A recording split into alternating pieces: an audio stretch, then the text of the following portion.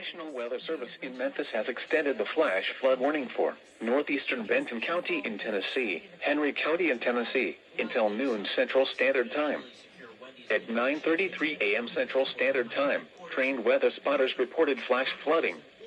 Johnson Park in Paris, Tennessee is fully inundated, including the parking lot. Jones Bend Creek crossing Risson Street is beginning to overflow its bank and approach the street level. Between 2 and 3 inches of rain have fallen. Additional rainfall amounts up to 2 inches are possible in the warned area. Flash flooding is already occurring. Hazard, life-threatening flash flooding. Thunderstorms producing flash flooding. Source, trained spotters reported. Impact, life-threatening flash flooding of creeks and streams, urban areas, highways, streets, and underpasses.